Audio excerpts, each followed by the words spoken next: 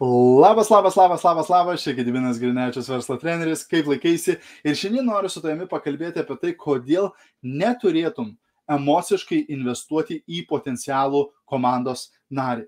Taigi, jeigu žiūri šio video įrašą, padaryk man paslaugą, parašyk grotelės įrašas į komentarus. Jei esi naujas arba naujai, jeigu pirmą kartą žiūri vieną iš mano video, būčiau labai dėkingas, jeigu parašytum naujas arba naujai komentarus. Ir žinoma, jeigu gausi šio video naudos arba manai kažkam kitam šis video galėtų būti naudingas, būčiau nepaprastai dėkingas, jeigu pasidalintum šio video ir parašytum į komentarus pasidalinau. Arba gali tiesiog užtaginti, pažymėti savo draugus, komandos narius komentaruose žemiau, kad jie taip pat pamatytų šį video. Taigi, šios dienos tema - neinvestuok emociškai į potencialų komandos narį. Ir vienas lengviausių būdų nusivilti tinklinio marketingo versle, tai yra emociškai investuoti į potencialų komandos narį. Ką tai reiškia iš viso?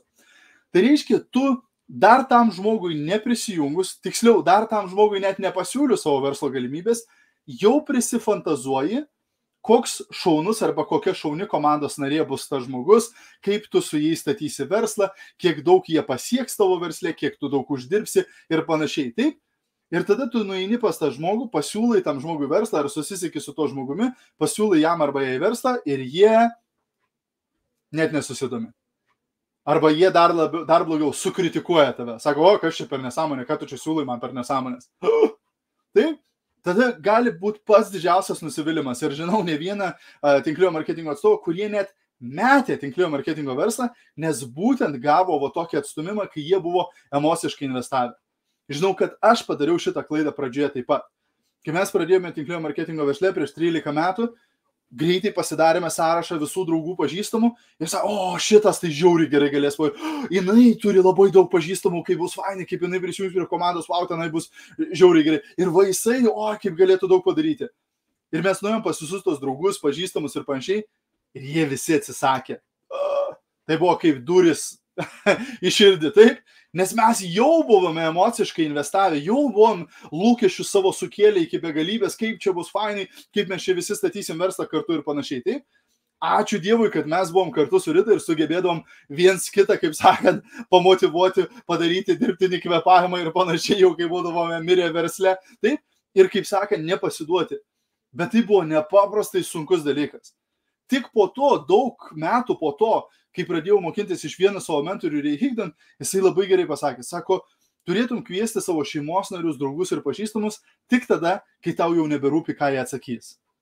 Kai tau neberūpi, ar jie pasakys taip arba ne. Ir čia yra tokia plonytė linija, taip?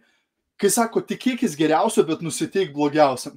Reiškia, aišku, jeigu tu nusiteiksi negatyviai, kad čia niekam nebus įdomu, niekas čia nepirks, niekas nesijungs, tai tu ir sukursi savo gyvenime, taip? Tai aš nerekomenduočiau negatyviai nusiteikti, taip? Bet turėtum pasiruošti tam faktui, kad ne visi pirks, ne visi prisijungs, kad žmonės turi teisę rinktis ir yra jų pasirinkimas, taip? Ir turėtum turėti tokį požiūrį, nesakyti to žmonėm, bet turėti tokį požiūrį, kad su tavimi ar be tavęs aš vis tiek pastatysiu verslą. Ar tas vienas žmogus prisijungs ar ne, mano gyvenimo tai nepakeis. Dėl to, kad aš turiu 8 milijardų žmonių šitoj planetoj, aš turiu labai daug laiko ir aš per tą laiką pastatysiu savo verslą, bet kokiu atveju. Vienas ar kitas žmogus ar prisijungs ar ne, ar jam patiks ar nepatiks, ar darys ar nedarys, nuo to mano gyvenimas nepasikeis. Ir kai tu turi tokį požiūrį, tada tu neturi tos emocinės priklausomybės, tos emocinės investicijos būtent į tą vieną žmogų.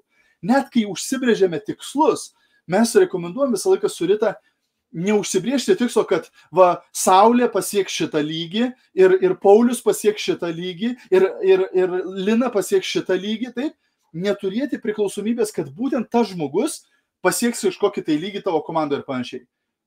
Geriau vizualizuoti, kad tu turi tenai 5 deimantus ar ten 6 menedžerius ar 4 direktorius savo komandai, bet neprikabinti to prie kažkokio tai būtent specifiško žmogaus. Nes tu negali, kai sako, savo raktų į laimę įdėti į kito žmogaus ranką. Tu nežinai, kas bus to žmogaus gyvenime, kokie bus to žmogaus pasirinkimai, ką tas žmogus darys ar nedarys ar panašiai. Taip? Dėl to turėtum nusiteikti, kad aš pastatysiu tą lygį bet kokiu atveju ir tikrai aš padėsiu kažkam pasiekti tos lygius savo komandoje ir būtent aš padarysiu tą kvalifikaciją, bet aš neturiu priklausomybės, kad būtent tas žmogus prisijungs prie mano verslo ir būtent tas žmogus pasieks kažkokį lygį ir padės man pasiekti kažką. Taip, nes tai tada labai stipriai tave paruošia nusivylimui. Taip, labai dažnai tada nusivilsi, kai kažkas, kaip sakant, neištesės tavo sukurtų lūkesčių ar panašiai. Taip? Tai va, toks trumpas patarimas, tikiuosi buvo naudinga, visiems linkiu labai gero ketvirtadienio ir sakau iki rytojaus. Čiau, viso, iki.